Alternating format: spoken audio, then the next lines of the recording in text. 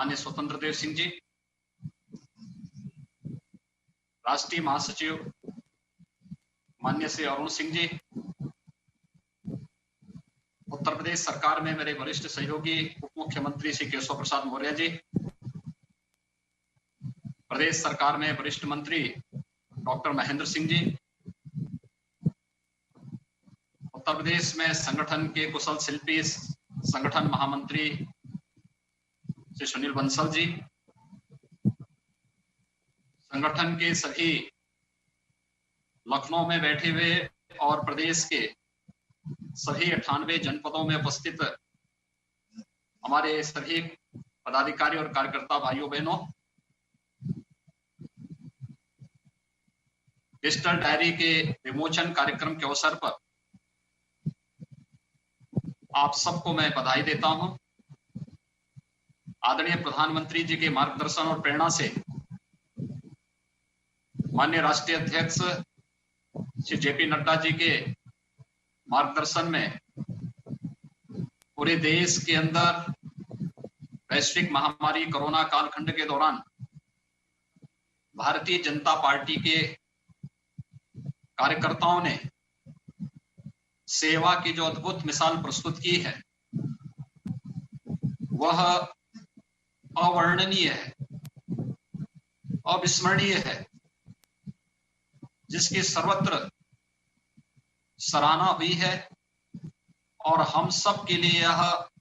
अत्यंत ही आह्लाद करने वाला वह क्षण था जिसकी सर्वत्र सराहना हुई है और हम सब के यह अत्यंत ही आह्लाद करने वाला वह क्षण था जब एक तरफ कोरोना की दहशत से व्यापक पैमाने पर पलायन हो रहा था और दूसरी तरफ भारतीय जनता पार्टी का कार्यकर्ता स्वयं की जान की परवाह किए बगैर पूरी तत्परता के साथ सेवा के कार्य के साथ जुड़ा रहा।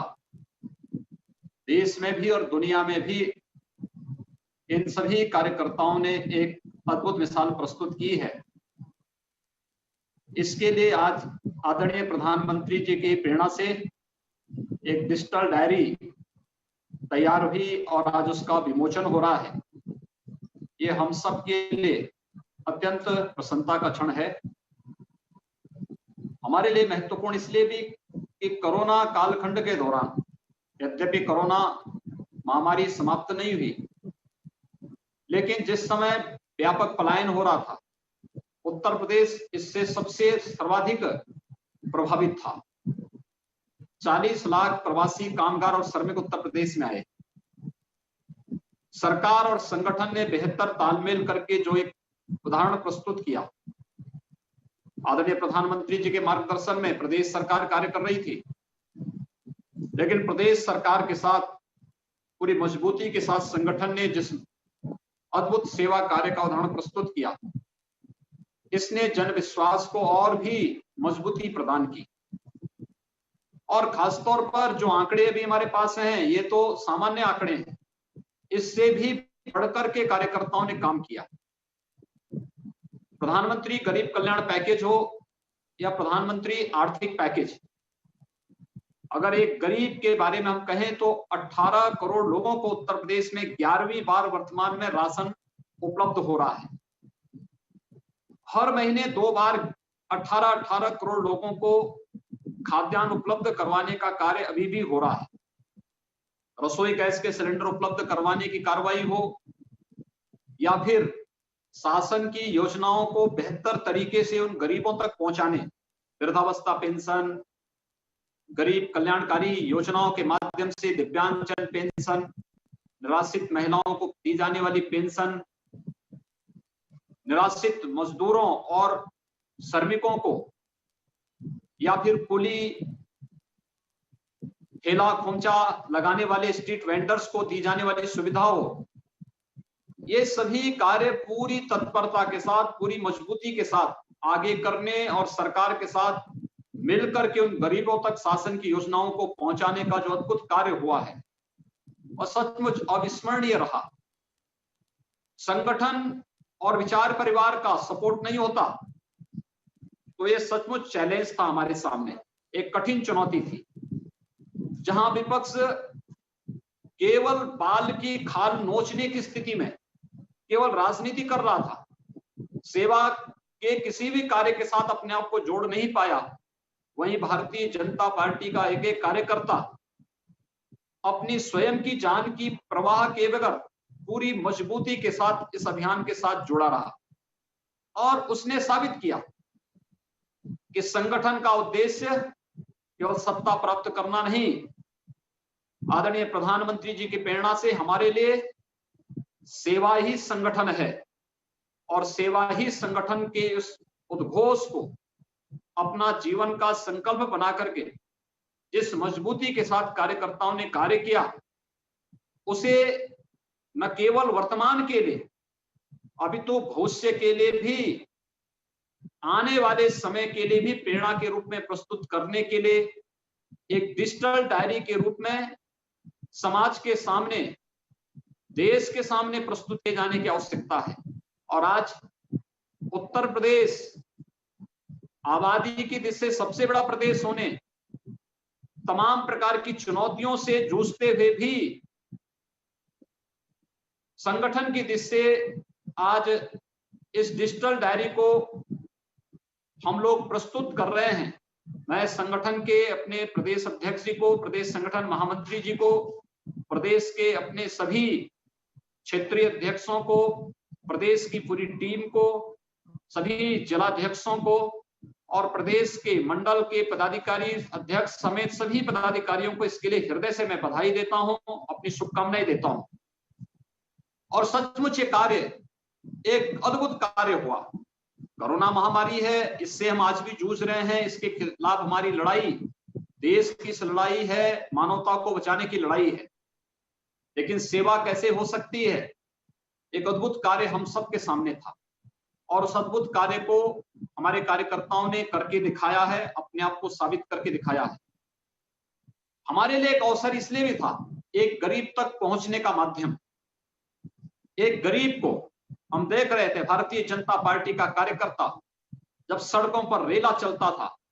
कोई भोजन का पैकेट लोगों को बांट रहा है, कोई पानी की पाउच उन्हें उपलब्ध करा रहा है, कोई जो नंगे पैर चल रहे लोगों के पैरों पे चप्पल पहनाने का कार्य कर रहा है, कोई उनके घावों को धोने के लिए पैदल चल चल के फूले हुए पैरों को गर्म पानी से धोने का कार्य कर रहा है। कोई कार्यकर्ता किसी न किसी कार्यक्रम के साथ जुड़ करके उसने सचमुच